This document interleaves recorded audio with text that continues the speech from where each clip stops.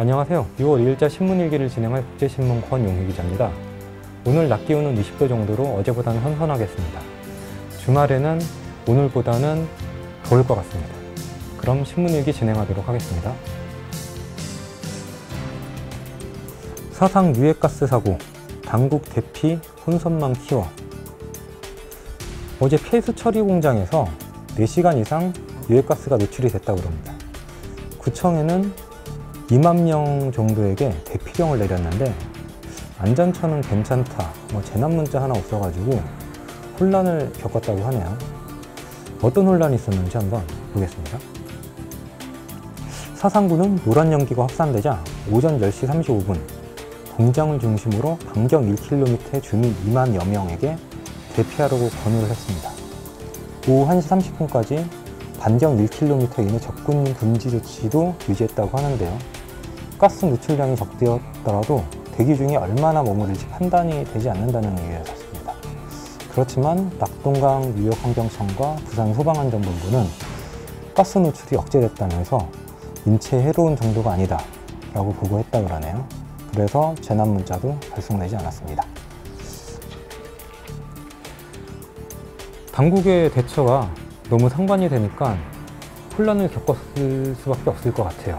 한쪽에서는 강력한 대피령을 내렸는데 그 흔한 재난 문자 하나 오지 않았으니까 갸우뚱했겠죠. 이게 왜 그런 거 하니 자연재난에는 매뉴얼이 있다고 합니다. 자연재난이란 홍수 그리고 지진 이런 거죠. 그렇지만 사회재난에는 매뉴얼이 따로 없다고 합니다. 즉 인재이기 때문에 각각 대처하기 어렵다고 그러는데요. 사실 변화무쌍한 인재에 세세한 매뉴얼을 마련하라고 요구하기는 좀 어려울 것 같습니다. 그렇지만 큰 틀에서 어느 정도의 지침은 합의가 돼 있어야 되지 않을까 하는 생각이 듭니다. 그럼 다음 기사 한번 보겠습니다.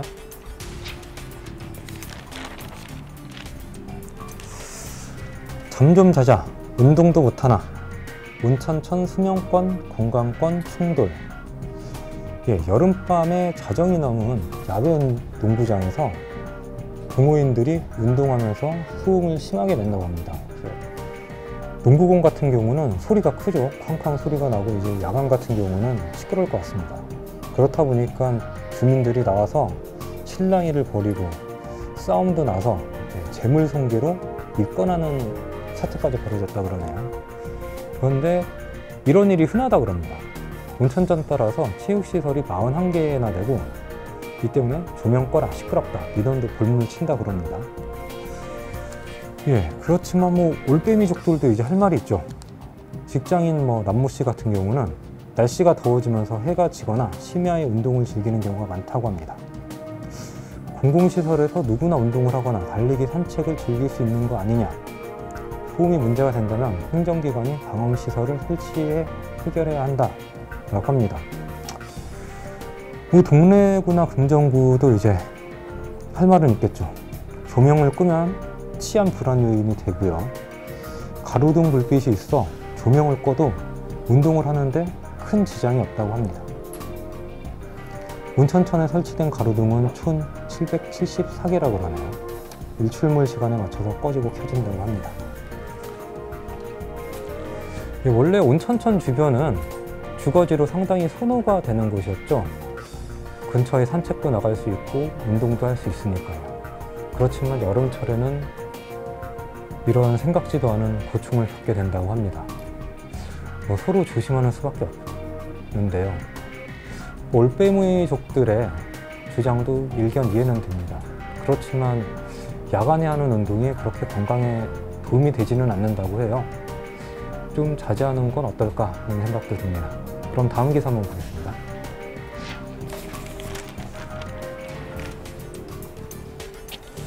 대학생이 스티커형 신종마약 밀반입. 부산지검에서 적발한 사건인데요. 국제우편을 통해서 LSD라는 마약을 들여오는데요. 이게 동전보다 작아서 적발이 쉽지 않다고 합니다. 한번 기사 보겠습니다. 부산지검 강력부가 국제통상우편을 통해 네덜란드에서 LSD 성분이付착된 스티커 10장을 밀수입한 혐의로 부산 지역 모 대학 재학생 이모 씨를 불구속 수사 중이라고 그러네요. LSD는 환각 효과가 강한 마약류라고 합니다. 흡착된 스티커를 물에 넣어 녹여 마시거나 스티커를 입에 바로 넣어 녹여 먹을 수도 있다고 그러네요. 강하고 기묘한 정신적 이상을 일으키고 시각과 촉각 등 청각 등 감각을 왜곡시키는 강력한 물질이라고 합니다. LSD는 상당히 유명한 마약이에요. 수많은 락스타들이 이제 이 마약에 중독돼 가지고 유명을 달리했었죠. 그렇지만 특히 이 대학생 같은 경우는 이 마약을 인터넷 딥웹이라는 곳에서 비트코인을 통해서 구매를 했다고 그럽니다. 거의 추적이 불가능한 상황입니다. 그리고 여기에 스티커 형태로 들여오니까 세관에서도 넘어가기 쉽죠. 왜냐하면 뭐 책 속에 꽂아 넣거나 아니면 그냥 옷 속에 그냥 집어넣어도 모를 수가 있다 그러네요. 그렇지만 어떻게 용케 세관에서 잡아냈습니다. 뛰는 놈 위에 나는 놈이 있다 라는 유명한 속담이 생각이 납니다. 그래서 세관에 어떻게 찾았느냐 취재를 해봤는데 절대 말해줄 수가 없다 그럽니다. 예, 아무튼 마약 단속에 점점 어려움, 구멍이 뚫릴 것 같은데요. 당국에서 최대한 노력을 하는 수밖에 없겠네요. 예, 지금까지 국제신문컨 용희 기자였습니다. 고맙습니다.